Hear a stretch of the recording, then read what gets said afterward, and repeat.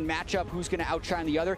Neither of these guys have actually been performing in team fights. They have the lowest damage per minute and the lowest damage share of any of the other mid laners here at the tournament. So Maple and Bjergsen not necessarily performing at the level you would expect them to. Well, solo lane ban starting off for TSM on the blue side here. LeBlanc and Rumble banned away by them. Flash Wolves starting, I think, where we expect. There's one top lane ban in Canada, and then Lulu banned away as well. It doesn't feel like Flash Wolves can opt into too many top lane bans. We've seen in yesterday, for example, 40% of all bans were top lane. I feel like if Flash Wolves start opting into top lane bans, the effective champion pool gets so narrow that MMD is just going to end up in one of those unadvantageous matchups. So honestly, they need to stay away from top lane to allow MMD to breathe, because we've already seen ban enough tanks, blind pick Fiora like SKT, and MMD just doesn't have champion pool to deal with those scenarios. Yeah, and I feel like this is interesting because TSM has gotten rid of the Fizz, even though Hanzo did have a good game on it. It prevents the flex pick from Flash Wolves later. I think that's what we saw SKT do, yes. What we're going to see a lot of future teams do.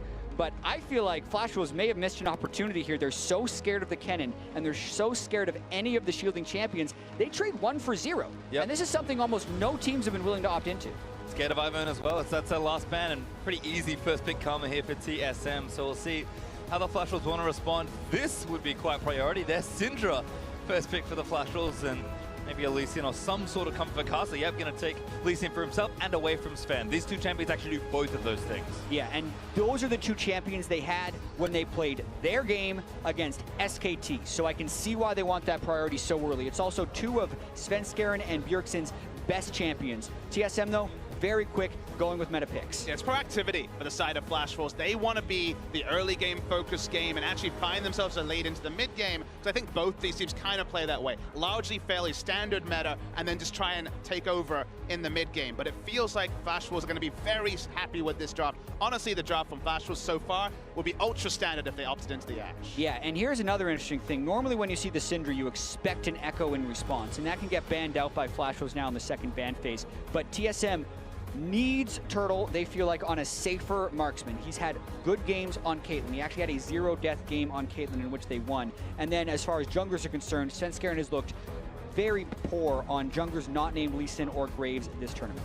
Well, he's on Graves at least. There's a Renekton ban for Flash Wolves. Kled responded in kind for TSM, so that pool is shrinking real quickly. It feels like Galio, for example, is really shooting up as a priority pick when it comes to just top laners that are available. Gragas and Galio, the two obvious pushing top laners that can be selected, and any more top lane bans, and it may just be one available to Flash Wolves and maybe force someone like Hauntzer onto a carry. Something like a Fiora is looking like it could be very valuable, because we're getting to basically the tank pool, and even then, only really the dregs of the tank pool. Yeah, I mean, I'm a little surprised to see the Gragas ban, unless they're trying to force a Galio ban from TSM because they don't necessarily want to trade tanks against them. But now I'm becoming more and more curious about what MMD would play. At this point, he would be Galio because they didn't ban.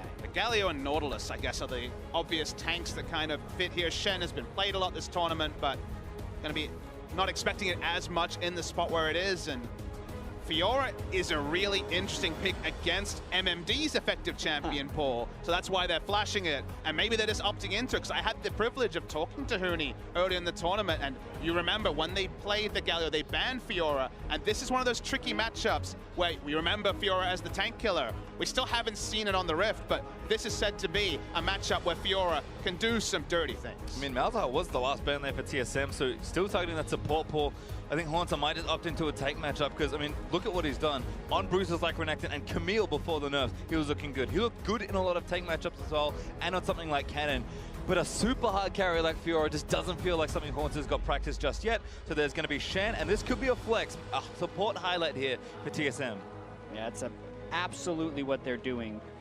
Potentially Flash Wolves could have saw through it as well. That's why they would not ban the Echo for the Syndra matchup. It's another one of these flexes for TSM, and it's a callback to the team composition they played day one against the Gigabyte Marines, where they put a Lulu mid lane and still had the Nami support. A lot of eggs in the Wild Turtle and Svenskeren damage basket, and that did not work out for them before, and with so much on the line in this last day, that's what they're going with again. And again, the pick you scrutinize, I guess the ban you scrutinize is the Malzahar in the spot where it did. You were talking about, okay, Gragas ban, are they trying to draw out, say, for example, the final ban of the Galio? No, they went for the Malzahar. They noticed that Syndra, Lee Sin, a lot of roaming pressure mid-game picks were being selected. They foresaw a Malzahar, but the end result is that we once again get this Galio versus Shen matchup that will go one way. Galio outpushes and then Summer Shen, and that lets Karsa... Oh, they didn't go Nami, sorry. I thought they locked in Nami, but they switched it to the Ahri right at the end. So the whole flex pick thing I just said, throw that out the window. I mean, it is a possibility. Bjergsen's got a famous mid lane karma. I'm sorry. Why did they not lock in Nami? All right, they switched it right at the end. They tricked me. I think you looked away seeing the Nami and then they flipped it. I got 2 lost in conversation. You're rattled, Jack. Come on, stand by. Totally different story here. Deep breaths. We got this. And think about what we just saw from Faker and his Ahri. And if, despite struggling in a lane matchup, and I think Bjergsen will also struggle versus Syndra, even though it is a very skillful matchup, the amount of things Bjergsen can do, the amount of plays he can make is incredible. That's, I think, why Ahri is such a strong mid laner. But that's a lot of pressure on Bjergsen, who's been having kind of an underwhelming tournament for an otherwise international superstar. I mean, the theory of the Ahri is to, again, in a skill matchup, get ahead, and then is a stronger 1-3-1 champion than the Syndra. Try and rotate around the Syndra's inability to hit a side wave as safely as an Ahri. But the theory is there, putting it into practice, and again, a lot of the late game team fight damage needing to come out of Wild Turtle. It's still harkening back to that strategy that TSM struggled with. Yeah, exactly. But the big difference is that Ahri still has side lane presence and can be the second threat, which buys time and doesn't put everything in the Wild Turtle basket. That requires Bjergsen to actually go in and be aggressive and be a distraction, something that I feel like Bjergsen hasn't really done a lot of this tournament. He's done a lot of not being the one to be blamed. He'll sit back in a lot of team fights around full health and not maximize his damage. Oftentimes that's because of the chaos of the game and people getting picked off, but he has to do better for them to make it out of group stage. I mean, the person who I think's really put their body on the line is Svenskeren. Against that brush, will certainly be putting his body on the line. This is incredibly dicey. They're hoping to do some type of cheeky steal, and Hauntzer would have been spotted right there, and they can probably run him down. He's got to be so careful, and he's going back. Yeah, this is the bad time. Now finds MMD, sees 2 more, and now he has to book it. We'll see if he levels something. Does get taunted over by the Galio, exhausted down as well. Haunter still trying to run away. The rest of the team's coming there, but Mabel lands a cute cast against it, and that's first blood leads in. Letting the Lee Sin get the first blood means that jungle item will come early, and the pain can certainly be felt in other lanes. TSM do use this time, the inevitability of Haunter going down, to get some advanced vision. Seem to be making a play on their own, which maybe go unscouted by Flash Wolves. Yeah, you have to criticize TSM for their early game, though. This is the second game where they've suffered a death before minions have spawned. They were trying to make a very aggressive move into that jungle, but you can do that with 5 people, get a ward down, and still have time to make it down to the bottom side, and that would leave them open for wards on the other side, just getting too greedy with their level 1 strats, and again getting punished. Well, see a vision there, at least on this red buff, so TSM will have info, but I saw a pretty quick ping for flash drops onto that blue, so I believe they have at least a good idea of what's happening, but Sven for now is going to steal away that blue. Headshot there onto Betty, good poke by Biofrost, keeps coming in onto the Ashe. I mean, we talk about shifts of power here for TSM. This is a game where Haunter sacrificed a lot in this draft to get them to this point, and that means Bjergsen and Total have more power, which has not been how they've won at this tournament. Yeah, and also Sword Art exhausted Haunter for some fairly unknown reason, because maybe they were thinking that he was going to be able to get away after he already skilled Q. That really hurts their laning game. It hurts their ability to all in and only increases the chance that TSM pushes them in early. Well, being level 2 and getting the first trade, it's a little point. You know, we're talking about mid laners who will put their line up, who really will be aggressive. It feels like Perkz has been one of the few this tournament to really try to take over a game from the mid lane position. If you remember his Fizz game early in the tournament where he really walked a drop and allowed G2 to get to late game, to allow Sven to get to late game. I think Perkz deserves a lot of compliments in that regard, because especially Maple and Bjergsen, 2 players we know can do that on the international stage, have largely been pretty conservative so far this tournament. See Karsa looking for an invade, but he's not going to get this. Red Sven able to take it down. Karsa losing the double off means that he kind of might be a bit lost here. No, looking for a bot lane gank potentially. That's what I thought he was doing. I was hoping to go into the bottom side, but then Wild Turtle and Biofrost immediately fell back. So even though they didn't have a ward, when that type of action happens in the bottom lane, Flash Wolves can only assume that there was a ward somewhere on Karsa. So I'm almost certain that Karsa thinks he was spotted in a ward there. Pinged out also we saw on the minimap. So the 3 buff will come out, everything being equal. So Karsa will have gold, but not necessarily the experience lead, given that Svenskeren was able to get the 3 buff. Haunter, unfortunately, was again the sacrifice. First blood over to Flash Wolves, but Svenskeren feeling good. Level 4 right now, farming pretty efficiently through the jungle. And nice to see some safe play there from the TSM duel. And they played quite aggressive in a lot of the matchups. This one, no exception, but kind of knowing they have to play back a bit more, respecting Castle. And I believe taking out the Blast Cone as well with some pretty good vision. So totally going to clear this out.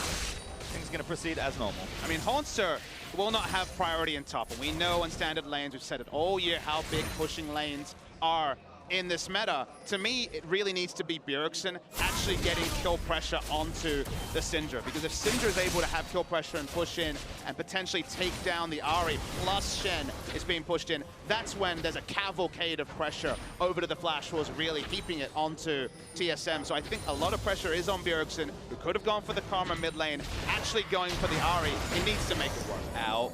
Yeah. Definitely ow, and the timing of the stun as well means Bjergsen misses out on the cannon. I would definitely not say Ahri is a counter pick to Syndra whatsoever, matchup, right? But it is something that can be played into the Syndra, so you're willing to do it.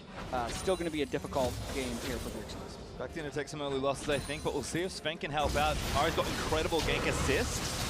And Sven should have the damage to back it up, but right now, Maple pushing the lane in, does have a good CS lead, but Sven continuing to counter jungle. His bottom lane is pushing up. A little dangerous with Maple fading towards the right-hand side, but Sven actually looking pretty good on a lot of these early counter jungle attempts. Yeah, he had pretty good counter jungle timing against SKT, even though they got obliterated later in that game. So for all the times that Svenskeren gets caught out in the jungle for what seems like a really bad invade, he does have some good ones, and he's clearly not dissuaded continuing to go for them. I think his level of play has actually increased as the tournament has gone on as well. His first 2 days, certainly a lot of scrutiny. People were making all sorts of memes and innuendos about Sven being replaced, but I think his last 2 days have been solid.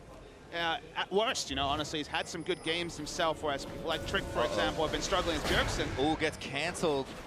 That's really tough because Maple is looking to hit level 6. It's going to potentially have the cannon minion wave be missed out for Bjergsen, so should have been a little bit farther back before that recall. And then D roam down as well, because again, we expect Gallia to be pushing in that lane pretty much 24/7. Virgo playing it safe, double drones, and now a Negatron cloak, so respecting the threat of Maple and MD or Caster coming in. And now Sven snuck down to the bottom lane, but a nice ward from Flash Wolves does spot him. Low percentage gank as well, given that there is no real assist, barring a W from Biofrost on that Karma. Back to Korean. Caster uses the time to clear away Raptors as well and try to catch up on some of that experience that was lost on the 3 buff. Yeah, Maple definitely asserting his will in that mid lane as the Syndra, getting that extra wave with the recall interrupt, helping his case there.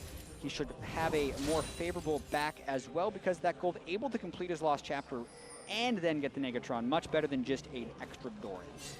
Well, at least Bjergsen should feel a lot safer now, still has thumbs up, and now his ultimate, so any all-in likely going to be avoided if Maple and Caster go for it. Yeah, and aside from just the items that give stats, Maple's got 2 control wards. He can control one side of the map and then stay in lane, wait for it to get cleared off, and just replace that. So the river control that Maple is actually going to provide for his team with those 2 wards is very high. If they can get the double control ward down, then the Ahri's win condition, which is getting a gank, like you said earlier, Pastry Time, hitting the charm, the gank assist is strong, because Syndra will often be clearing and harassing under turret. Double control ward is down, the kill pressure goes away, and it's just basically a one-way traffic for the Syndra. Here's that dangerous invade coming in. This could be a bit mistimed here for Sven. Does have Smite, but Caster does not.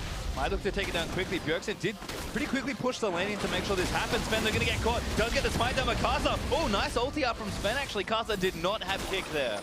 He was not level 6 because Svenskeren has been stealing away that side of the jungle. That's risky right there. Burns his ultimate, saves his flash, but does deny Maple the blue buff. It is remnants of the early game, though, and that's the thing you can say there is okay. There's definitely been times in the regular season where Svenskeren doesn't have priority in mid lane and recalls. He steals Raptors and dies, but at least there's an element of risk-reward there being evaluated by Sven. And he comes away with the buff, and he's trying to just provide some sort of early game pressure, given that top lane, you see it on the minimap, it's going as expected. Yeah, and I will say that with Sword Art moving over to the blue buff, that gave TSM a window to harass Betty even further. So probably not worth the risk, but Svenskeren did accomplish something with that invade, and TSM get a minor benefit. Flashwell is still in a lot of control though after that first blood. Indeed, shoving in top side as Carter invades onto this side of the jungle. Maple joining up as well, so Honsa thinks Snitch that is getting dive, but this should be an early turret for TSM. Graves joining this means he should get the turret first. Good arrow there onto Sven.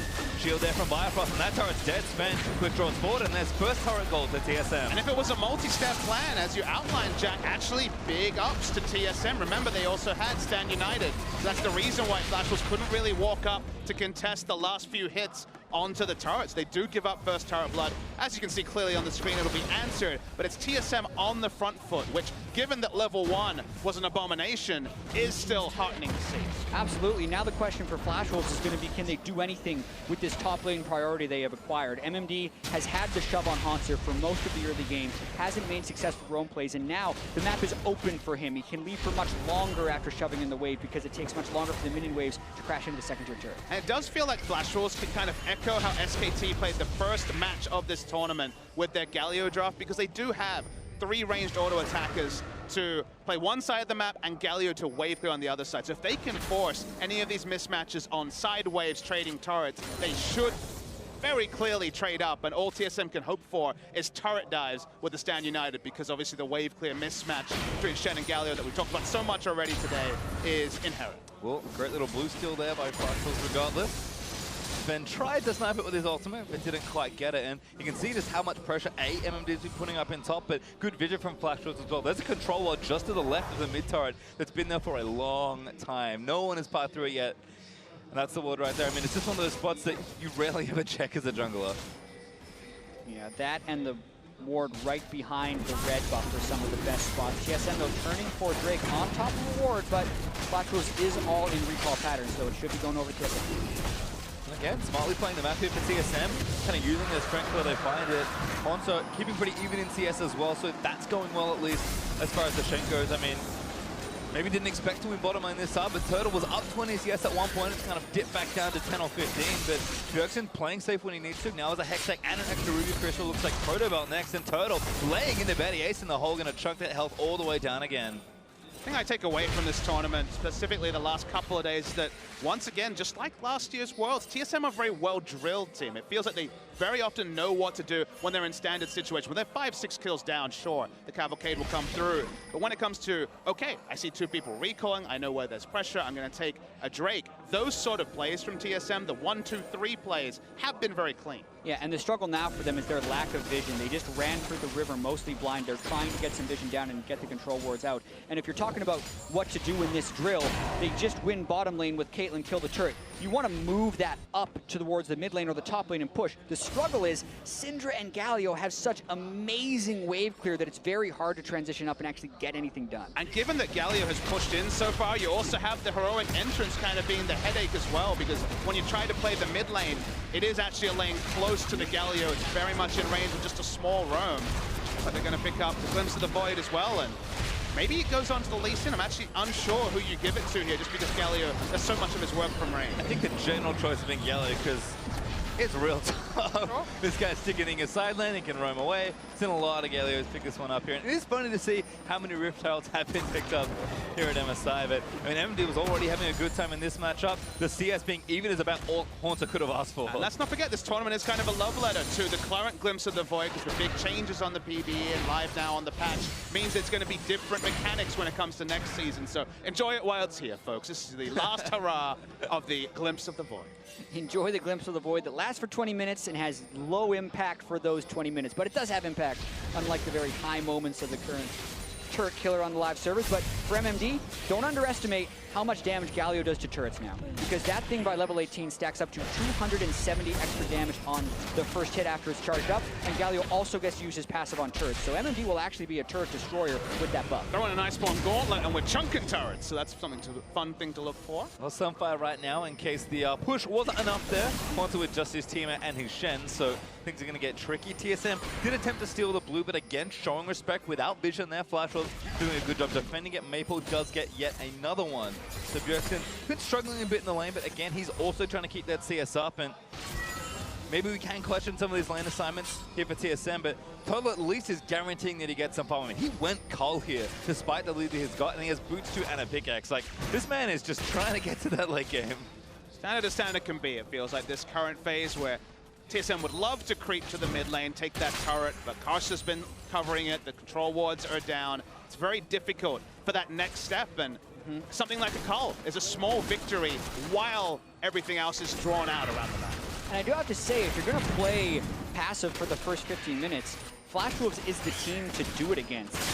Flash Wolves of all teams have the fewest kills at 15 minutes of any team of the MSI group stage so far. So this game is an example that both these teams have actually had fairly passive early games. Go with the Cull. Oh, that was a sick combo. Bjergsen not going to get stun combo. There's the ultimate out, and Kasa collects the credit. First game-breaking moment of the game, it feels like, is at 14 minutes. They used everything on Bjergsen. We'll see what that means for the mid lane, as also Flash Wolves have this priority with the Glimpse of the Void and the Galio on the top lane as well. Also not having fun time at all. I mean, just couldn't use his Shen ultimate even if he wanted to, because MMD's got so much pressure. Flash was now actually looking for a dive here onto the low health Haunter, but all of a sudden they did alleviate mid lane pressure with Spencer and now Total moving in, but they're going to lose something here on the top up. Blue buff once again over to Flash Wolves. Yeah, 15 minutes about to crest. That's the end of that passive early game for Flash Wolves. Do have to point out that Bjergsen has exhaust instead of cleanse, which a lot of mid laners will take cleanse just against the Syndra, let alone the Ashe. So really getting punished right there, as the fairly long-range Ashe arrow does chain the stun onto Bjergsen and give him no way of escape. I mean, the only way the exhaust makes sense is if it's about playing through the mid lane, looking for those kills, and then rotating to the 1-3-1. But the cleanse also kind of does the double duty, so you really start checking the checks and balances, and it maybe cleanse just outright wins, all things considered. Yeah, the theory behind the exhaust as Ahri is if you're ever trying to all in a Syndra, you get to close range, you get the exhaust, you make it so the Syndra can't ult back to turn the trade around, but a cleanse would be the more defensive option, and if Bjergsen is trying to be in an aggressive mindset, you can see the exhaust coming through, but punished for it right there. Yeah, great little combo there for Flash Wolves. Picks themselves up a second kill here. It's been a very macro and farm-oriented early game so far. TSM keeping the gold respectable, but Flash Wolves with that lead now. 1,000 gold up, turrets are even. First strike did go to TSM, the next one's an Ocean, so it's not really going to prompt too much action. The Flash Wolves are a team that we know does power up from this point onwards. Starting to kind of hit some item breakpoints. Blade there for Betty, Abyssal Scepter there for Maple, with the Lost Chapter moving into what I assume is the Morellian Omicron. I mean, Total's really still farming for, it looks like IE first. There's a lot of work for TSM to do, and Flash Wolves should start turning it up soon, as good cleanse from Maple going to get him out from under the charm. Charm hit, but instant cleanse means that nothing more will happen. TSM has kind of the advantageous lane assignments because they can send Turtle in the mid lane and a short lane, and potentially move Ahri to the bot lane, and Syndra obviously not as adept in a side lane, but for now, it's all kind of being negated, so ends up being standard as standard can be. The scouting report was that these teams are very standard in the early to mid game, and even that flashy kill onto Ahri didn't really reap any extra reward. And they also both kind of defaulted back to the tank in the top lane. MMD has had the push advantage this whole time, but hasn't really made any of the big roam plays because teams haven't necessarily forced. They know that both Shen and Galio can lead to a lot of disruption in fights, and most of these teams are just kind of opting for farming or very slow setup on the play. Kasa kick Bifrost back in, but Stand United there. Great flash from Bio out of the Ashe arrow, and now Spencer gonna maybe see if that TP completes. Bjergsen looks for a pick, does get sorted, no needs a little bit more, moves forward there, now gets to kill Galio ulti very late, trying to get himself out, and MMD is gonna be safe now. Turtle actually backing onto MMD, but he's kiting out of the Idol of Duran. TSM actually get a kill back there. Kasa deep in enemy lines, but he'll back away. Really nice turnaround, and specifically sidestepping all the engagement. They could actually pick up the kill and get out. We saw kills traded on both sides. Will TSM actually be able to get an objective? Yeah, every time I've talked about a passive game, they immediately spring to action. MMD goes again. Turtle get a stun, should not be standing at MMD. Starts with a flash on, and Maple finishes it with style. Hansa gonna try and clear this out. Flash was getting good priority, but that should mean the Drake is there. Sven was there, and Turtle just a little too far forward. Still pretty short death timers here, but because the respawns have come through for the Flash Wolves, and because TSM expended so much on that initial kill, Ocean Drake, after the long exchange, goes to Flash Wolves, as you say. On the upside, Jack, at least now we know the trigger word to get the action going, so we'll be judicious. We don't want to overuse it, but at least now we know they're talking about passivity gets the action. So, again, it's been very few objectives separating the teams. We will get the replay. It all started off with the attempted insect onto Bifrost. Yeah, Vision Denial, the name of the game, but the Ash Arrow misses both Sven and Biofrost. And then, because Sven used the ult to escape, he gets a lot of damage on Sword Art. Bjergsen uses everything just to get about 50 damage as the last hit comes through. Note Betty also flash healed in that to try and save and didn't get it. But when that taunt ends, just back up, be behind your team. Again, Turtle caught out of position, and it cost TSM the Drake. Turtle wave clearing away. Does have Infinity Edge now, so... Seen a lot of different Caitlyn builds, I feel like. Seen a lot of Phantom Dance this tournament. Definitely a Zeal Adam being next, but I think PD versus Hurricane's an interesting one. Kind of curious on your thoughts here. I actually don't mind the Infinity Edge just because it can kind of turn it into a pseudo pick comp where an Ahri charm hits, and if you get an Infinity Edge crit, you can actually burst down one member. Usually you go the Hurricane, that's kind of the percentage build, but TSM not focusing on the wave control. They do have Graves and Ahri to help, and Karma even that matters. So it does work in certain ways, but you give up other things at the same time. That's the biggest thing. TSM has not been able to siege turrets. If they now immediately run up to turrets, try to wave clear fast and get there, you can criticize for the Hurricane. But right now, wave clear not the priority. Instead, hoping someone steps on a trap and you get that huge Infinity Edge crit. And honestly, it's a small point. It's minutia because 2-3 minutes from now, he's going to have a Zeal, and at 25 minutes, he'll have the Hurricane. I think that's the thing. Turtle has actually had a very good start to this game. Still 20 CS ahead of Betty in the lane there. And again, just farming up. TSM playing it pretty slow but confident in A. Turtle starting to get things done. And we did see Bjergsen, despite actually a very significant CS deficit, making plays. I think it's very interesting to watch the top lane is here, because although Haunter is continually getting pushed in, when he's finding spots to keep pushing a side wave, you can kind of see how different the globals are. MMD has to walk pretty far to get his ultimate in there, or use his teleport. Haunter can either TP or just use the ultimate wherever he is. End result is that it feels like the game is being won and lost in the vision line, just because that's the only thing that really allows the Galio to push up or the Shen Ahri to push up. However, in mid lane, TSM get a few shots, but again, it's only a few shots, and otherwise it is this very even line of scrimmage before both teams. Just trying to open up a little more space, I think. Haunter again, double globals at the ready, so he's getting things started in that bottom side of the map, with that other Ocean Drake just taking it down. Next Drake is Infernal, by the way, so her teams are trying to be encouraged to make things happen a little more in the mid game. That may certainly cause some fireworks. Maple, nice stun onto Bjergsen also, but he's now kind of fully committing to playing this side lane, and if he can do it safely, should be a lot of extra farm, and Maple's just not going to be as good in that spot. Yeah, and still just an incredibly close game. You can look at the jungler's gold and itemization. They're actually even in gold right now. The next time Karsa goes back to base, he'll be able to pick up the Black Cleaver as well. The big advantage is actually opening in the mid lane, where Maple Syndra is 1,000 gold above Bjergsen. That's traded with the Marksman gold. So the points of power a little bit more on TSM side for Wild Turtle. Not the most promising thing to hear if you're a TSM fan, but they do have the shielding to help him. And it doesn't really feel like Flash Wolves have found a way to play through Maple having some good item break-even points. It's largely been wave clearing against the Caitlyn or just answering an Ahri split push. They haven't really been able to get the ward setups for there to be a pick comp, which obviously is a lot more straightforward on Flash Wolves given what they've drafted. So the end result is that gold, sure, it's been put into items, but not necessarily into kills or further snowball. Yeah, and when we've seen this type of game from Flash Wolves, it is a little bit reminiscent of when they played SKT. They don't necessarily blow you away at 21 minutes, but they will slowly get vision control, at least when they're playing well, find that one random pick, it feels like, in the jungle, and then just steamroll through to a Baron. So Flash Wolves has been able to play from here for victory so far this tournament. All right, this is actually a nice play here from both sides. TSM going to move to the top lane. Sven and Bjerg working on this, but Maple's like, I'm just going to gank the split push lane and at least try and get a turret. Haunter, again, incredible amount of respect, backs all the way up, actually bases, just gets a shopping while he can. So another turret trade, and we'll continue the theme of this game. It is so even. And in these long trades, you have to look at the mid lane, see if there's any wins. We can see very much there isn't, arguably. Wild Turtle getting CS over the enemy jungler is something small, but I feel like we will get to the point where Galio will have the auto push in long lanes and perhaps the playmaking ability, but it still feels like that point eludes us. We still are very much at 22 minutes. So I do actually feel with the Bomby Cinder and the Tiamat, Haunter can push lanes relatively quickly. I think the main wave clear advantage that MMD had was earlier, so TSM getting out of that point of the game a little bit here. Looks like Hurricane next for Turtle, though. Did actually go back and spend that gold. Zeal completed. Recover ready. not going to be able to quite insta-push this mid lane, but he's back in his little fortress right now. He's got 2 pink cords on the other side, plenty of neutral vision in the river there, and again, if the plan is to kind of play through 12, at least moving into that mid and late game and be confident in their team fighting, everything's going to plan for TSM, but Flash Wolves are happy to play this as well. Yeah, and Flash Wolves has that minor advantage as far as item completion points. They have 2 major items on their top lane, Tank, Sunfire, Iceborne Gauntlet. That is really going to hurt TSM's chances if they fight a Drake, because Turtle and Svenskeren haven't even completed 2 items apiece yet. And also, you look at Betty, with a Phantom Dancer completed, Wild Turtle gets to complete his Hurricane, Infernal Drake being up in 30 seconds. Unless TSM can get back to base and complete some of those items, in a heads-up fight, Flash would have the advantage.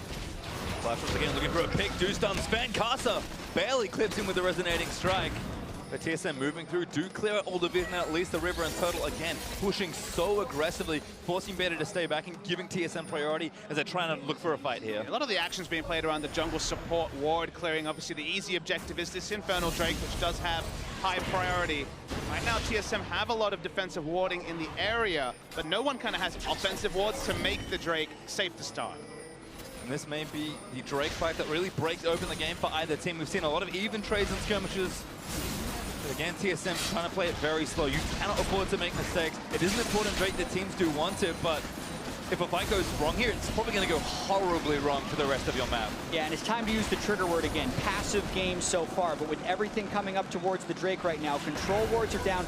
Very well could be a fight soon. And I feel like the crowd also feel that the Thundersticks were in action here. Loud, resounding cheer. They know that the Infernal Drake might actually be the first flare point in a very quiet 25 minutes. It started. And it's very hard for TSM to actually engage the fight. They're mainly a counter-engaged team, so Flash was having his own control, make it incredibly difficult for TSM to contest. Bjergsen actually looking for a flank. He needs to maybe find a pick onto a carry. There's Shen. They're actually going to go in. Svenskeren look for it, doesn't get a Mikasa. Maybe now caught out of position. He's going to get CC'd up in the Galio ulti. Not quite enough. There's one pick for TSM, but needs to get a little bit more here. MMD forced to flash away. Betty and Sword Up. Maple off. Funnel through the choke. There's a good little stun's going to disengage it. And it feels like, given the current pace of the game, 1 kill for Infernal Drake's very happy times for the Flash Wolves, because we've seen single picks, Ash Arrow taking down Ahri earlier, another trade kill not be turned into objectives, and there's still good wave clear here. Can TSM actually take down a top? There's an arrow lands on the Sven though.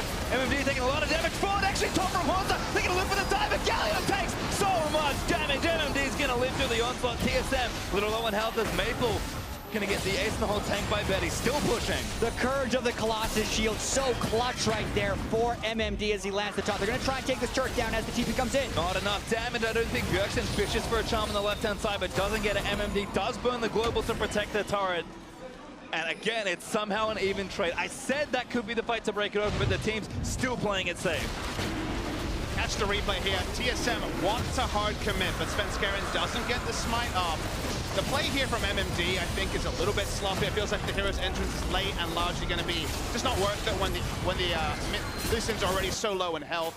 And from there, of course, there was no extra objective, so it was just a clean Infernal Drake for a single kill trade. So advantage Flash. Flash was also getting a good counter push off in the mid lane. We got to see a glimpse of the way TSM can maybe start team fights, and it's fairly inelegant. It's an ulting in Ahri with the Shen ult, getting rid of so many of the spells they generally want to protect Turtle as they get to the later and later game. And of course, it's the targeted nerf Shen change, where because you're ulting proactively, you're getting much less shield onto the Ahri if she's the one making the engage, rather than if you're using it more reactively. So it does mean that Shen will join you, it does mean the first CC will come in, but the turnaround onto Ahri is certainly possible from Syndra. Well, Hurricane Turtle's starting to storm through mid lane. He's still ready with the wave clear, and it should be even easier. So Flash Wolves, at some point they either need to force an objective, maybe Baron, maybe the next Infernal Drake that's spawning as well. But a lot of inaction here in this game and some close moments, so still waiting to kind of see what happens. Look, it's a tense game. It's very important in terms of standings, but what we're looking for is the vision wars, because it feels like they've been so defensive so far. We're not seeing Maple cast a Sword Art, do their 3-man rolling in and actually make deep plays with vision. We're not seeing jungle supports necessarily find windows of power. It feels like the best teams control an area, then play around an area. Here it's more defensive lines of scrimmage, and thus just piling on items for late game fights. Haunter would be in trouble here though. MMD looking for the taunt, does snag it. Maple here as well, but Haunter's pretty tanky with 2 defensive items. Haunter just going to buy some time for his team. What can TSM done for MMD? Getting aggressed on there by Haunter. There's a good stun from Maple. Great flash though out of the Justice Punch, and Haunter dances around everything. Yeah, being able to get the Syndra ult out for the expense of his flash shows how that split push does alter a little bit. Grasp for Hauntzer versus Courage for MMD. The extended trades, Hauntzer actually does drain tank a little bit if they're fighting for a long time. What I'm looking at is what is happening with the other 4 members, because no one's coming down to help Hauntzer, and yet they're not getting a ward advantage. Karma decided to go for a recall, maybe it was out of wards, I wasn't able to tell. TSM is not trading up in other areas of the map where they have a man advantage. Ton of Baron Vision is about all they got. They might look for a play here though. Chang gonna miss for Bjergsen, looking for Mabel. Karthik gets Bjergsen back in. Dancing over, there's the Ash Arrow was off and scared. Trying to find out the massive answer. Finally makes it in, and there's a Galley ulti for MMD to join the rest of his team. TSM needs to play this carefully as MMD eats a trap. Total does have last whistle, but he's gonna need to shoot a lot of bullets into this Galio to kill him. Unbelievable amount of shields coming through right there. Bifrost also has Mikhail's Crucible completed, so can kind of bail them out a little bit from CC chains, but that was nearly disaster for TSM. We finally see one of these outer turrets go down. 28 minutes. Feels like I'm back in 2015 Azir vs Xerath days with the mid lane turrets never dying. Flash Wolves, though, will start clearing vision around the Baron. Yeah, so many cooldowns were burned right there, so Flash Wolves can get the vision. That's the difference sometimes between Flash Wolves and other teams, is when they get a small edge, they gain vision off of it. So risky with TSM, counter pushing that mid lane, looking to bust it open. Bjergsen back with full health.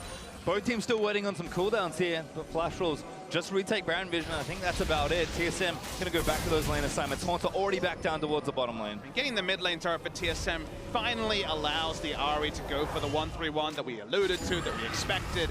Gives you so much more inherent vision with your minions pushing in, but it's just been the stalemate, and it depends who's going to be picking up the CS. Earlier it was Caitlyn, this time it's Betty on the side, so they're just trading farm, and this may be one of those games where because of inaction, because we're not seeing counter plays when we actually see some rare action, it might just be a 50-minute team fight where the death timers mean that if another team fight win and the game's over. Well, Haunter, I think, gaining traction in this lane, if nothing else. We saw Maple already go down there, try and get a kill, which was not successful. I mean, we definitely saw TSM not do too much other than get Baron Vision, I believe, but that play happens again, especially if the map's a little more open, and TSM might have that avenue to try and win as well. It is at least impressive to see Haunter actually moving the side lanes up rather than just kind of making them neutral. But we can remember games where Haunter, big on the Fizz, for example, against Rumble. I believe that was actually in the same matchup.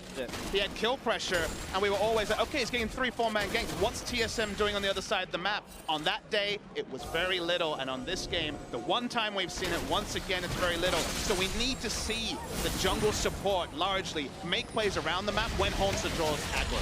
Yeah, and right now TSM is trying to get the damage on that mid lane turret because they want midline priority before going towards the Infernal Drake. This is the source of conflict. Push mid, go for objective. Push mid, go for objective. Currently, TSM has the push, which makes Flash Wolves would have to come in for a steal. Well, they've got vision with the Scuttle Crab as well, so something's going to start. Infernal Drake low, they should be able to get it, but as the fight's up, Bjergsen gets out from under the ultimate with Spirit Rush, and TSM are just bailing. And now the question is, can Flash Wolves get inside track on the mid lane? TSM went all the way around the Infernal so Drake. far away right now, so the answer should be yes, but it's going to be another 4 or 5 seconds. Yep, it looks like TSM are seeding this. Finally an outer turret will go down. From Sven, not enough to kill the pesky cannon minion. And this game is all about the waves right now. As Flash Wolves made the mid lane push, TSM basically decided they couldn't defend it. Haunter goes to push out the top side and get pressure that way. Now, if Flash Wolves decide to go and catch that wave, TSM will try and push into the mid lane, and that's what Flash Wolves would want to get a team fight. So it's a huge bit of mind games, and what can you avoid and what can you get away with? Now, just pushing a mid lane gives Flash Wolves so many options. You can get that control ward onto the Baron. You can start baiting engages with your pick comp because you actually have the ability to end the short laning phase in the mid lane and actually gain pressure in other parts when you roam. Well, Haunter was working on the bottom side turret to get the wave all the way pushed up to the tier 2, and Bjergsen with a death cap now is going to annihilate these waves. So TSM, turret might be long if they can take it. Haunter wants it. Yeah. TSM going to even the game back up again.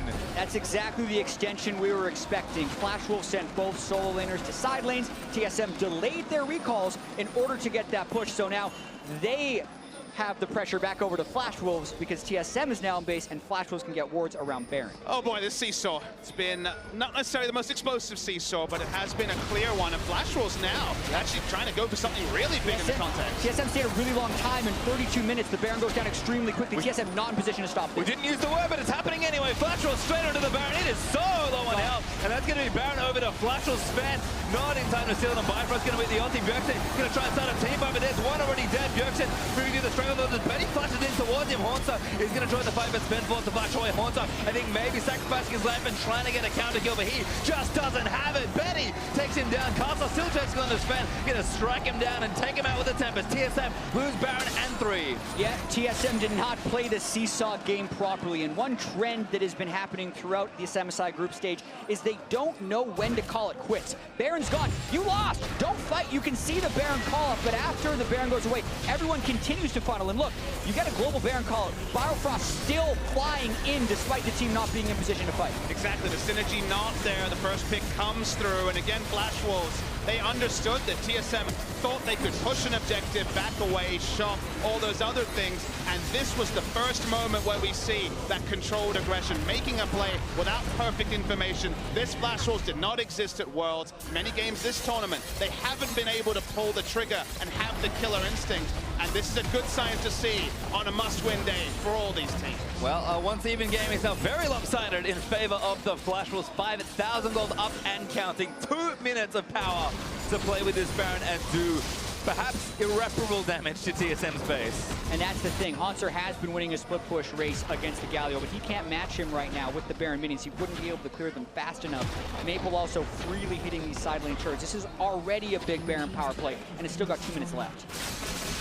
Looks like the VOD review for TSM after this tournament will be very clear when it comes to when they have pressure, when Haunter's drawing members, making things happen elsewhere. And it's not like the Flash Wolves have an A+ in that category, but they made the one proactive move that's divided the teams in 35 minutes. Well, see just how much Flash Wolves can get done. Usually the gold standard for Baron is breaking one of those inhibitor tires, preferably an inhibitor to go with it, to line up your next objective, but they'll be happy to just break the base here and really just put the stranglehold on this game. Already very far ahead on gold, but it's pretty late into this one still. TSM, some game left to play, but this starts looking a little unhealthy.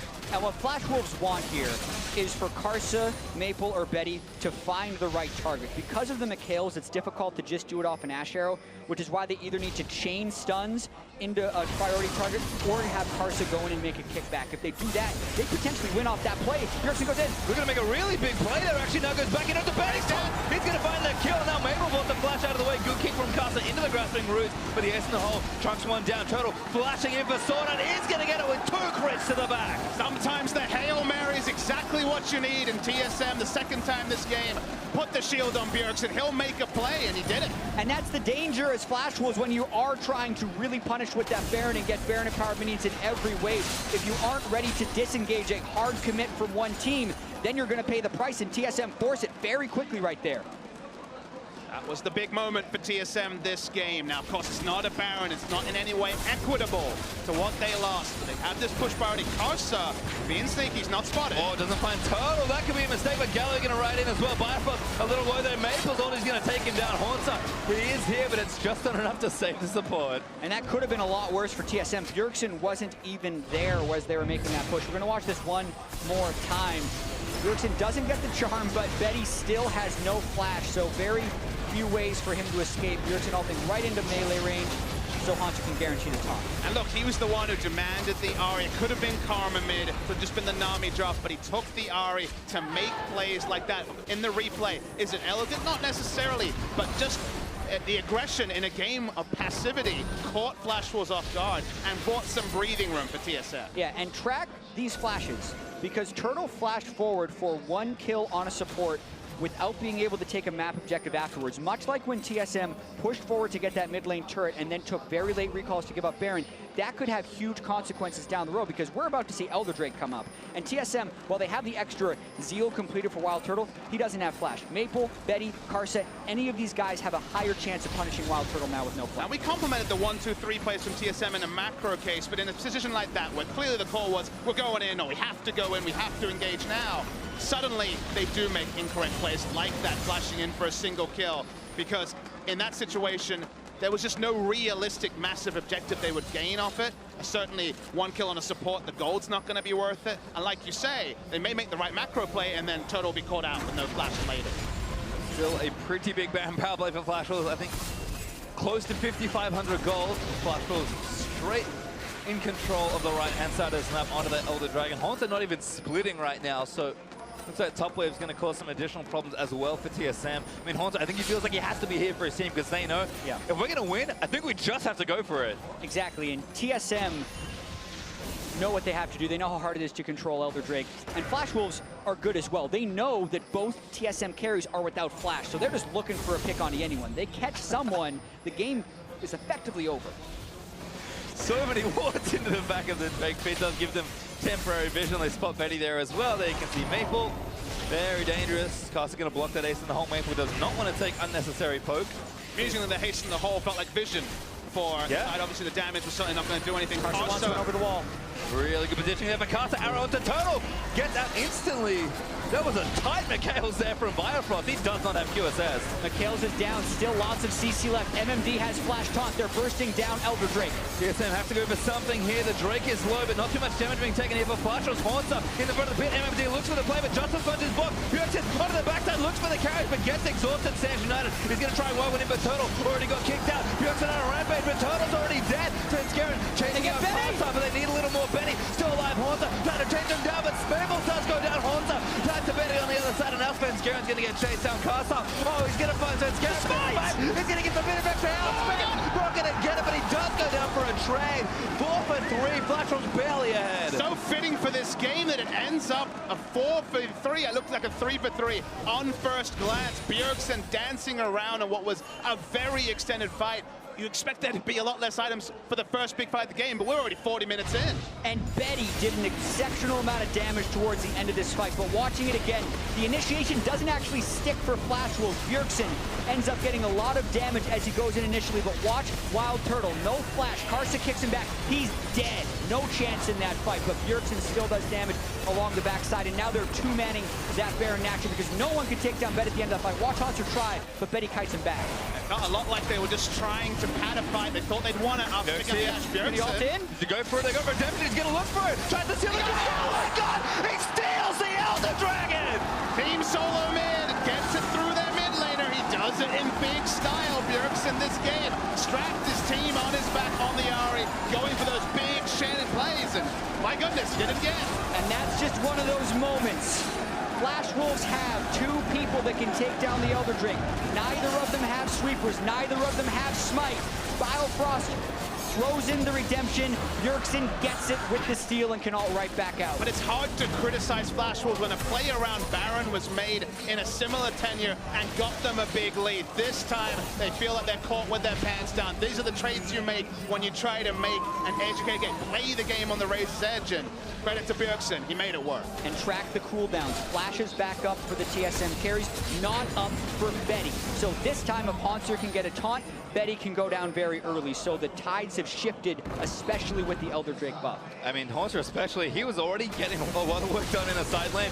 Everybody's going to struggle to fight him for the next few minutes as TSM positioning for this Baron. A ton of wards just hanging out through the left side of that pit. And Haunter's getting real pressure now. I like the itemization from MMD going for the Knight's Vow. I feel like it's been underbought this tournament when we've actually had a relatively large amount of tank top laners, so no GA for MMD, but you know, if he dies through all this armor, then certainly the GA is not going to be a big factor. So we'll see if Betty having a little bit of damage reduction will at least be something. Yeah, 432 armor for MMD right now, and it's not Bjergsen who's hitting him, so only the damage dealers that are getting to him are physical. They're rushing this Baron down. It gets warded.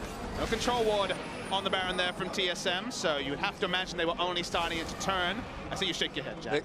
They don't have space for control ward. That's a good point. They've decided to build all these cloth armors, and the argument is probably not worth it, but at the same time, if they're ending a fight at very low health, you can make that argument. They're not going for vision denial right now, that's for sure. Had sweepers that didn't get deep enough into the back of the pit, was afraid of maybe Flash was being behind it, so now they'll get advantage over the Baron as many snapshots are snapped, and they're going for a Flash do a lot of damage. Seen this before. TSM's going to try and rush in. All right, Bjergsen's already there. You can see them. Can he steal it again? He's going to go in for it. Look to try and take one down for the Baron. Does go over to Flash with TSM. Going to start a fight. Bjergsen already got onto there by Maple. He takes so much damage running into the pit. Strangled. Three-man knock over Betty. Shuts one down. They need to kill the guy, but he just does too much. Turtle, though, does finally take him down, but he Here's the jam. Haunter, is he going to time it properly? No need. He's got no flash. Shut down there for Turtle. Maple having to flash out of the fight so early meant the damage wasn't there for Flashwolf, so MMD being the first to go down as the hilariously tanky Galio. They just didn't have the damage to reiterate, and even though it was free firing from Betty, the Baron buff is answered by a lot of kills for TSM. This game is on a razor's edge. Svenskeren only able to try and steal with his ultimate, but then Flashwolves are caught in the pit and not able to really retaliate as much because TSM did go in together. Now, if they had the flash on Ashe that we talked about quite a few times, both flash out the back, we maybe get 4 Baron buffs, one person has to die, one single tier, and you end up ahead, but giving up quite a lot in that scenario because they made the bold play. Once again, getting the Baron with the bold play, but definitely picking up some casualties as well. Well, unfortunately for them, dying just kind of decreases the overall Baron duration. Only 2 minutes 20, and Flashwolves still aren't out on this map getting things started. The longer TSM can delay, the better it is for them. And we're almost 45 minutes in this game. We're at a coin flip teamfight status very soon. And it's definitely been a coin flip kind of game. It's been 2 teams playing very similar game plans with not a lot to separate them. It's one of those games primed for an MSI moment, primed for something that will be remembered for a long time. There are stars on both lineups that have made massive outplays before. Will it be Karsa with a kick flash? It feels like one carry going down. This late in the game might be decided by that single outplay. Absolutely, and that's why we're seeing stuff like Guardian Angel trying to come together on the tanks.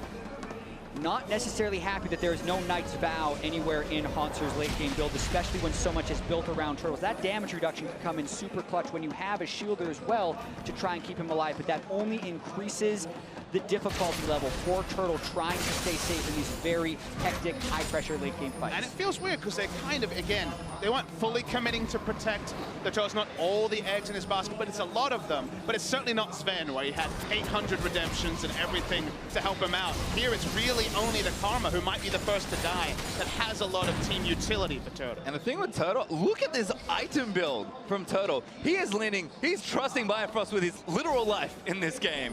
Full damage, full aggression. That's the wild Turtle we know and love, but if he gets caught, the fight ends instantly. Yeah, Mav Malmortius, his only pseudo-defensive item right there. Looks like a sword. It's pointing in one direction. It's all fiery. How is that a defensive item? When you see double Randuins, how much liberty do you have to build any tankiness? I think you have to largely just invest in your teammates being on point, and that's why, for once, you have to kind of scrutinize Karma's positioning, because if Karma lives, a lot of utility available. If Karma's first to die, then it really is just Turtle, right for the pickings. Zonya's now finished with Bjergsen, so these inventories are fully stocked in almost every single lane. Maple's actually working on his own zonies, and without a flash, he might be vulnerable until he can get that item. But I think the big thing for me here is Flashwolf. Sure, they got the Baron, but did almost negative damage. I'm very curious to see what this Baron power play looks like, because they got almost nothing from this. Yeah, and I think the big thing that happened is Elder Drake disappeared from the map. The team that took Baron immediately disappeared from the map. So we've been very excitedly talking about the prospects of this game, but we are in a bit of a rest and reset phase. Everyone is trying to get their items, get their cooldowns back. There's no major objectives to fight over. So they'd want a random pick with an Asher, and that's what Flashwolves have the threat of. But for the most part, it's just all about setup until those objectives start coming back online. Yeah, Baron to Baron, Elder Dragon to Elder Dragon. Otherwise, everything remains even between Flashwolves and TSM. 5,000 gold lead that's starting to rapidly mean very little. Infernal Drakes on both sides, so really not much to split the two teams. Look at that little Baron power play. 329 gold for the Flashwolves. It's that kind of game, pastry time. Maple just trying to stack up Syndra's orbs. The reason Syndra's do that is because the ultimate will be much more punishing if you have a bunch of orbs already on the ground. We're just hoping someone on TSM steps a little bit forward and they would get that game-ending pick, because they are getting control in the jungle right here. TSM would make a big mistake if they tried to regain that, because the opportunity cost is not worth the reward. And the awkward spot is you can't really move with your vision like most plays are made when you have this sort of map pressure, because you can't really control ward 2 brushes. It's not item spots for there to be control wards on multiple members. So it feels like the vision from TSM is largely sticking, and Flashwolves can basically plop that control ward down and really just hope against hope that someone walks in, because otherwise there is always that chance of standing in the ward and the game might go the other way and end off such a brush.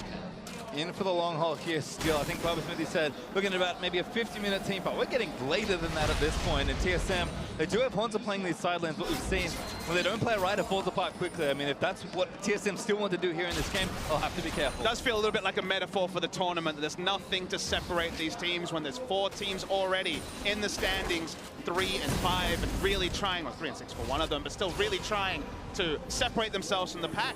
This is another game where the difference between TSM and Flash Wolves, it's minute at most. Yeah, the 5,000 to 6,000 gold lead means nothing. You can see actually maxed items on the first 4 members on the TSM side, and just the chain vest for Karsa would need to be completed for him to reach max items as well. And at that point, it's just the supports who have kept spots for control wards. Incredibly late game right now. I mean, the smallest advantage you can say is that at least TSM have a true global, whereas the Galio does not. So having a true global in a game like this, where it's not vision, where you're not likely to be collapsed on, can actually be a factor. So where Galio can go in this game, because the channel time on teleport is too long when the game might be decided on a single pick, is actually a little bit limited compared to where Haunter can go. Well, looks like we're back at it again with the Baron. 50 seconds until it spawns again. TSM first to the area to get some vision down. Elder Dragon's also respawning, which is a pretty rare sight. And a minute 25 for that one. Turtle pokes. Castle blocks it with the Banshees. Yeah, and right now, the value of your sweeper is so high.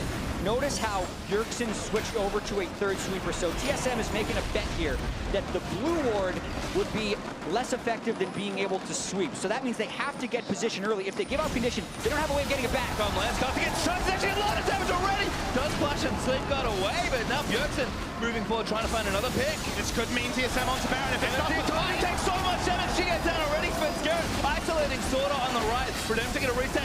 Everybody's dead. TSM in a 5v4 now. Single charm onto Karsa, won the pressure game for TSM. They could turn onto Baron very confidently. Karsa's recalled. TSM for now, though, aren't forcing anything. Yeah, that's when TSM had to make the pick, though, because they had no way of getting vision back if they concede that territory. The vision denial for now pays off, but they don't make a play right off it. They had a window. Karsa was super low, and they'd had the kill, but they decide to play it safe. Getting a pick like that at 48 minutes and not getting anything. Of course, no space in inventories for wards, but not even pushing up with the Sightstone to get wards down is unbelievable, honestly. Hugely disappointing. They go catch a wave in the bottom lane, they go back up. Still 30 seconds with MMD, but Karsa, Banshees fail up. Going to be trying to look for a steal, and the controller's not deep enough. It doesn't see the ward. No sweepers out, so we could be in 50-50 territory. Karsa gonna line it up. There's the first Q. No flash for Karsa. He needs to do this. So TSM wait it out, very patient here. The tournament could be decided on this. Bergson looking for this as well. Haunter actually trying to block it out. It's the Torto's team. Oh no! Maple stole the Baron. Svenskeren just didn't use the smite.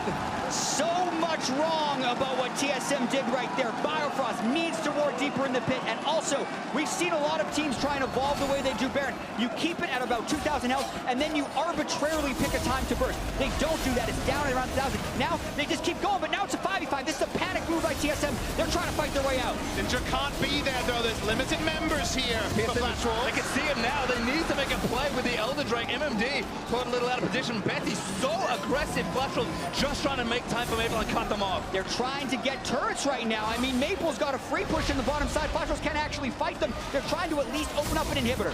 Running back in, Maple should be able to get this, but I don't think you can get the in-hit. TSM, very defensive, but they didn't have the vision this late into the game. 51 minutes, inventories are stocked.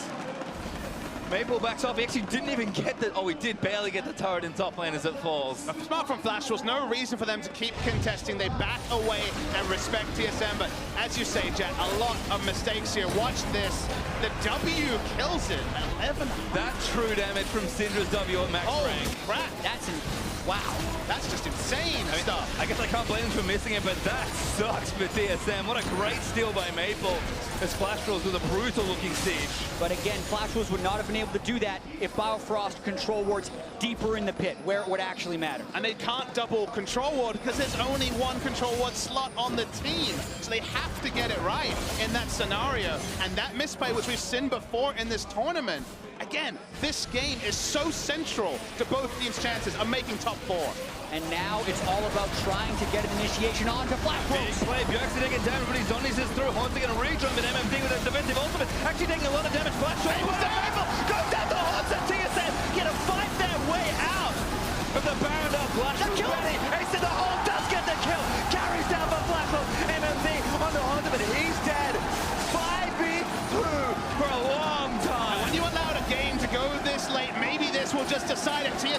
that shove down mid. They still have Elder Dragon buff. They have to escort their minion wave to get rid of the backdoor borders. Hanzo kills the fourth. It's just Karsa alive. Turned up by Bjergsen. He's going to buy all the time TSM need. Yeah, Bjergsen trying to stop Karsa from proxying waves. They're ushering in this minion wave. 40 seconds on Maple. He's the closest. I think TSM's done it. Buster's patience might cost them here. They didn't get any in here, so they never had access to the pushing. Hanzo now going to take it up. One Nexus turret under fire. 30 seconds or more on everyone else at Flash Wolves. There's one. TSM.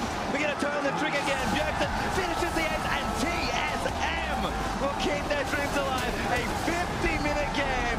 Take down Flash Wolves.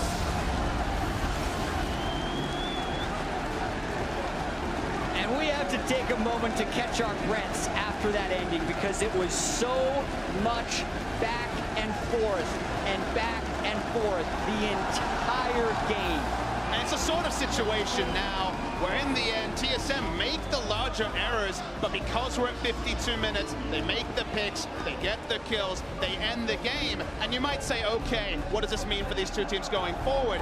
It's about getting top 4, and then you actually have the latitude of 4 days to watch VODs and actually make it through the bracket stage and not 4 days to watch VODs while you're back home. Yeah, I would say TSM had the macro plays wrong, but the team fights right. Agree. Every time they needed to get the Shen-Ari combo to start a fight, they were able to, and that was what decided it in the end. And we came back to the old point of what's Flash Wolves team fighting in the late game like. Again, you could scrutinize the fact that they lost their first game of the regular season, won 28 in a row, and then dropped a single game to AHQ. There was some late games, but there wasn't that many for the Flash Wolves over the course of the LMS, and it did feel like when the fights needed to be won, it was TSM. I'd like to officially welcome Bjergsen and Hanzo into the tournament, because I feel like that is one of the first times this event where you have seen both the carriers of TSM show up. You could see it in Bjergsen with that Drake, you could see it in Hanzo there with that taunt to try and end the game. It's not pretty, but you have to dig deep and play with heart, and that's exactly what the carries did. Yeah, it was just such a back and forth game, and you have to be mentally tough throughout those games. 2 Barons going over to the Flash Wolves throughout the course of that game. 2 Elder Dragons going over to TSM through the course of that game. Elder Dragon steal by Bjergsen, Baron steal by Maple. They were trading punches, but it's TSM who comes off the top in the end. Well, certainly a long one. TSM have somehow started their day with a win. Jash and the gang are standing by to tell us a bit more.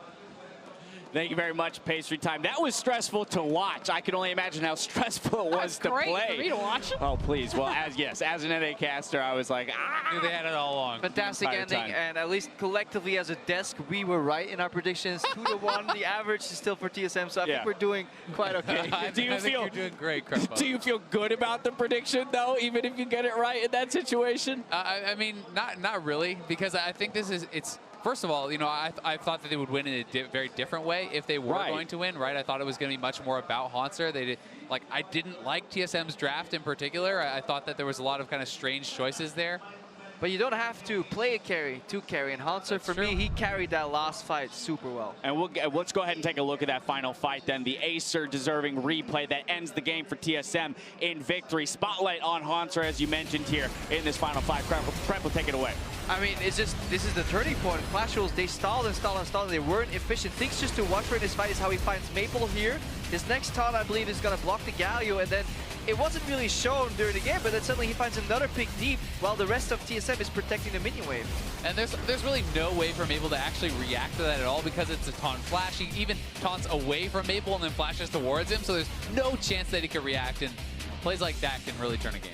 And you know, I will toot my own horn a little bit here. Yes, I thought that the draft would be sculpted, like the victory would come out because they'd be able to control Karsa, but ultimately it did hinge on the fact that Hanzo and Turtle and Biofrost were actually just better in side lanes than Flash Wolves, and that's ultimately what won them this game. The fact that their side lanes were stronger than MMD and Betty. Well, let's go ahead and pull up that pick ban and take another look at it just so people can have a reminder of where this game started to begin with. As was mentioned, we have the Galio going over after a Syndra blind pick in the first rotation for the Flash Wolves. A lot of people were looking at the Echo. Where was it? It didn't come out. Ari is the pick for Bjergsen. Yeah, and it was really strange. I do want to kind of highlight this Galio pick because we were talking about it beforehand that it looked like a flex Galio. You know, the gauntlet has been thrown effectively. Like the Fiora door is open, Haunter. You can take it, but if you do take it, Galio can flex into that support position, and maybe we have something that can deal with you in the top lane. But I think you actually go for that. I'm actually really surprised that Haunter pulled his punch and went for the Shin. It worked out, but it was very scary. Yeah, I mean, I definitely am in agreement. I feel like that would have been a nice way to go, but at the same time, you know, just because we think that they should maybe play around Haunter in this game, they were obviously focusing the draft more around playing around Bjergsen. You draft Shen, that synergizes so incredibly well with the Ahri. He can go very aggressively forward in a lot of these fights, and they did find success through that combo. So, you know, they were obviously looking for a different direction, and in the end, it did work out. Yeah, drafting a little bit around Wild Turtle and Bjergsen, it looked like Flash Wolves recognized that, went mid lane plenty of times. Krepo, I know you really enjoyed watching the layering of CC and the communication that must have been there from the Flash Wolves in order to execute some of these kills onto Bjergsen. We'll take a look at a couple. Yeah, definitely. I think we all enjoyed it right here. Just this QE that's going to come out from Maple, and then the arrow seemingly out of nowhere comes flying in. But it also highlights the fact that if this 4-1 composition from Flash Wolves doesn't do exactly this against a very mobile Bjergsen, they will start suffering later on. And this was, I mean, this was a little bit disrespectful from Bjergsen. The Q is on you from Karsa. You know this guy is one of the best Lees in the world, and you're still walking away from your team. And honestly, this was game-changing that he survived. He was incredibly lucky to live there, because I think if he goes down, Flash Wolves could have forced around Baron, perhaps taken a fight there, or just and that might have been a big game changer. And the other thing to really look at in all those fights is how dark the map is for TSM. We kept saying it over and over again, you know, where are their wards? Where are the control wards? Whereas everything was lit up for Flash Wolves. They had so much more information to make those pick plays like that. I mean, if people are buying cloth armors instead of purchasing pink wards, I got a little trigger right there. I had to take a break. We look at the Flash Wolves. They constantly come back, you know, 5 pink wards, 8 at one point in their inventories. They use them decently well. Still props to TSM for stalling, but a few key objectives did fall to the Flash Wolves because of the lack of vision. Exactly. So let's go ahead and take a look at that first Baron that Flash Wolves were able to pick up. I mean, this is off of TSM seeing them clear the ward in the pit. Yeah, and I mean, a lot of it was TSM having some pretty bad base timers, and then after they realized the Baron is already gone, they still decide to fight. Yeah, I was just really going to echo that sentiment of not staggering their backs. It was really disrespectful from TSM. You know what? I agree. There it is. 3 backs at the wrong time there spells a Baron over to the Flash Wolves, but then we have to remember that both mid laners coming up with big steals, one on the Elder, one on the Baron, so this game had plenty of ups and downs for both squads. It definitely did, and to talk a little bit more about the vision, I do think part of it was kind of the composition, not only how Flash Wolves played, but when you have your only person who can essentially face check and kind of help you clear vision in the Shen, and he's in a side lane with Galio, Flash Wolves with this massive amount of pick between the Zyra and the Syndra, the Ashe and the Lee Sin, kind of are able to more boldly check forward, and they also had an almost full tank Lee who was able to kind of clear the way for them. I'm honestly shocked that Betty did that much damage with the GA and Ninja Tabbies comparatively to like Turtle's like full damage build. Well, that said, Turtle had a moral reminder the whole time. A little nitpicky thing, would have liked to see the LDR. I know you would have too, Azale. We've still got more League of Legends coming your way. Up next here in Rio de Janeiro, Team WE take on the Gigabyte Marines. We'll see you in just a bit.